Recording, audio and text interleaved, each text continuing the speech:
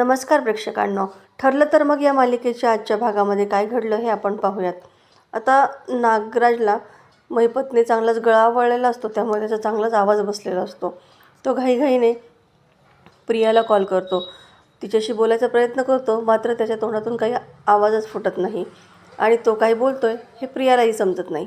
खूप कष्टानंतर प्रयत्नानंतर नागराज सांगतो की महिपतचा फोन कुठे आहे. झटापटीमध्ये तो पडला ना, पण मग तो कुठं पडला हे आपल्याला माहिती असायला पाहिजे ना, खूप महत्त्वाची गोष्ट आहे ती. तेव्हा प्रिया म्हणते, हो ठीक आहे, आपण शोधूयात त्याला. तुम्ही ना त्या घशाला काहीतरी करा, गुळण्या वगैरे करा, म्हणजे जरा आवाज फुटेल.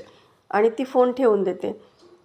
नंतर ती पर्समधून महिपतचा फोन बाहेर काढते, जो की तिनेच उचललेला असतो, आणि स्वतःशीच म्हणते, महिपतचा फोन झटापटीमध्ये पडला हे मी खरं बोलले, पण तो मी उचलला हे सांगायचं राहून गेलं. आता इकडे सायली अर्जुनशी बडबड करत असते, बोलत असते, मात्र अर्जुनचं काही तिच्याकडे लक्षच नसतं. सायली चिडते आणि सकाळी सकाळी माझ्यासमोर पुतळ्यासारखे उभं राहत जाऊ नका हा, असं बोलते. पटपट आवरून घ्या. तेव्हा अर्जुन म्हणतो, मी त्या बाबूचा विचार करत होतो. आपण बाबूला इथे बोलवून घ्यायला पाहिजे. त्याला आपण तुळजापूरला सोडलं आहे, पण त्याच्यापर्यंत महिपत किंवा पोलीस पोहोचायला नकोत. एक काम करतो मी, त्यापेक्षा मी त्याला इथे बोलवून माझ्या ऑफिसमध्ये ठेवतो, म्हणजे कोणालाही शंकाच येणार नाही. आता इकडे सायली रांगोळी काढत असते आणि त्यावेळेस प्रिया तिथं येते. फोनवर बोलत असते, तिचं काही लक्षच नसतं. नागराजचा फोन असतो. प्रियाला नागराज म्हणतो की तू लवकरात लवकर इकडे ये. तेव्हा प्रिया म्हणते, हो लगेच 5 मिनिटात आले, आणि ती तिथून निघून जाते. इकडे सचिन मनात विचार करतो की अस्मिताला माझा खूपच संशय यायला लागला आहे. हा संशय वेळेत दूर करायला पाहिजे, नाहीतर गोष्टी खूप कॉम्प्लिकेटेड होतील. तो अस्मिताशी पुन्हा खोटं प्रेमाने वागू लागतो. तिला सांगतो की मी तुझ्यासाठी सगळे कामं सोडून दिले आहेत. तेव्हा असं म्हटल्यानंतर अस्मितासुद्धा म्हणते की मला गिल्टी वाटेल ना, आणि मग ते दोघं छान बोलू लागतात. नाश्ता करायला जेव्हा सगळेजण जमतात तेव्हा तो तसाच बिना नाश्त्याचा जात असतो. तेव्हा अस्मिता म्हणते की मला नाही आवडणार. आता तो सर्वांसमोर मुद्दाम खोटं बोलतो. तुला आवडणार नाही अशी कुठलीच गोष्ट मी आता करणार नाही आहे, असंच ठरवलं आहे मी.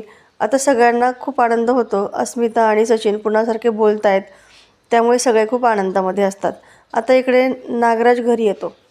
प्रियाला फोन करायला हवा असं तो विचार करतो, पण पुन्हा म्हणतो की मला तर काही बोलता येणारच नाही आहे, त्यापेक्षा मेसेजच करतो. मग तो तिला असा मेसेज करतो की महिपतवरती बारीक लक्ष ठेव, आणि त्याच्या हाताच्या दोऱ्या घट्ट आहेत ना हे थोड्या वेळाने चेक करत राहा. आता नागराज बळच आवाज काढून सुमनला आवाज देतो. तिच्यापर्यंत काही आवाज जात नाही, पण सुमन त्या ठिकाणी येते. आता नागराज तिच्याशी बोलतो, तेव्हा सुमन म्हणते, तुमच्या घशाला काय झालं. नागराज चिडूनच म्हणतो की तुला कशाला नसते चौकशा पाहिजेत, चहा आण माझ्यासाठी. आता ती चहा द्यायला जाणार तितक्यात पुन्हा ती मागं फिरते आणि त्यांना विचारते, काय हो दादा, काल तुम्हाला इतके ओरडले तरीसुद्धा तुम्ही पुन्हा रात्रभर बाहेर होतात. नक्कीच तुम्ही महिपतला भेटायला गेला होतात ना. तुमची आणि त्याची खूप जुनी मैत्री आहे का हो, म्हणजे अगदी 20-25 वर्षापूर्वीची. तेव्हा नागराज म्हणतो, सगळेच माझ्या डोक्यावरती नाचायला लागलेत. अगोदर तो महिपत गळा आवळतो आणि आता ही मला सरळ प्रश्न विचारायला लागली आहे. नागराज तिला रागातच म्हणतो, माझी मर्जी, मला कुणाशी मैत्री करायची कुणाशी नाही हा माझा प्रश्न आहे, त्यामुळे तोंड बंद ठेवायचं आणि मला प्रश्न विचारायचे नाही. तो पुन्हा तिच्यावरती हात उचलतो, तिला मारहाण करतो आणि बेडवरती ढकलून देतो. आता प्रतिमा नागराजकडे येते आणि तुमच्या घशाला काय झालं असं विचारते. तेव्हा नागराज म्हणतो, काही नाही, थ्रोट इन्फेक्शन झालं आहे जरा. प्रतिमा म्हणते, मग आता तरी घरी राहून आराम करा. हे बघा भाऊजी, तुम्हाला यांनी इतकं बजावलं तरीसुद्धा तुम्ही काल रात्री बाहेर गेला होतात. आता माझी खूप मधल्यामध्ये घुसमट होती आहे. यांनी मला जो निरोप दिला आहे तो मला तुम्हाला सांगावाच लागेल.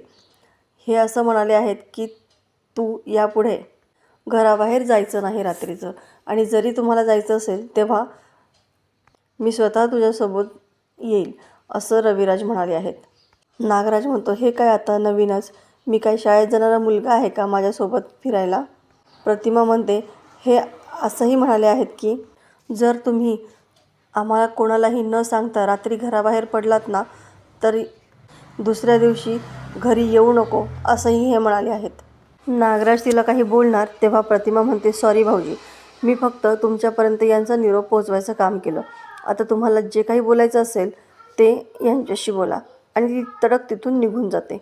आता इकडे अश्विन तन्वीला आवाज देत असतो, तेव्हा सायली सांगते, अहो मी सकाळी रांगोळ काढत होते ना, त्याच वेळेस तन्वी इथून निघून गेली.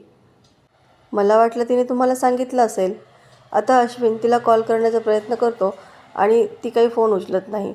शेवटी फोन उचलल्यानंतर सांगते की मी माझ्या एका मैत्रिणीकडे आले आहे. अश्विन म्हणतो, मग मैत्रिणीकडे जायचं होतं तर मला सांगून जायचं होतंच ना, मी उगाचच तुला घरभर आवाज देत फिरतोय. आता तन्वी खरं तर महिपतला राखण म्हणून गेलेली असते. आता महिपतही शुद्धीवर असतो, तो तिचं सगळं बोलणं ऐकत असतो.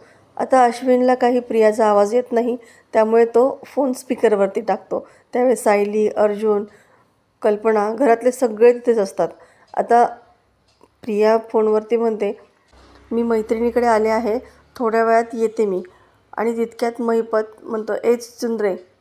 प्रिया खूपच घाबरते आणि ती लगेच फोन ठेवते. अश्विनला आणि सगळ्यांनाच संशय येतो नेमकी आवाज कोणाचा होता, पण प्रियाने सांगितलेलं असतं की तो आवाज मैत्रिणीचा होता. आता अश्विन काही न बोलता तिथून निघून जातो.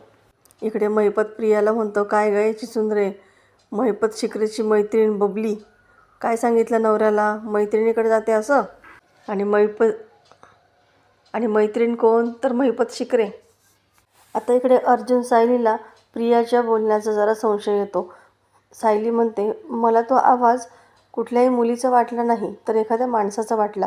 अर्जुनलाही सेम तसंच वाटतं. तर प्रेक्षकांनो, येणारे भाग अतिशय जबरदस्त आपल्याला पाहायला मिळणार आहेत. अर्जुन आणि सायली बाबूला पनवेलमध्ये आणतात. बाबू म्हणतो, मला त्या ॲक्सिडेंटबद्दल जे काही आठवेल ना ते सगळं मी तुम्हाला सांगेल. इकडे महिपत प्रियाला धमकावतो, ए बबली, झोपू नको बरं का, तू जर झोपली आणि मी जर तुझा गळाबिळा कापला तर. प्रिया म्हणते, साक्षी जिवंत आहे ना. आता मात्र महिपतला चांगलाच धक्का बसतो. तर प्रेक्षकांनो, अशाच नवनवीन व्हिडिओ अपडेटसाठी चॅनलला सबस्क्राईब करा. नोटिफिकेशनसाठी बेल आयकॉन अवश्य दाबा. व्हिडिओ पाहिल्याबद्दल धन्यवाद.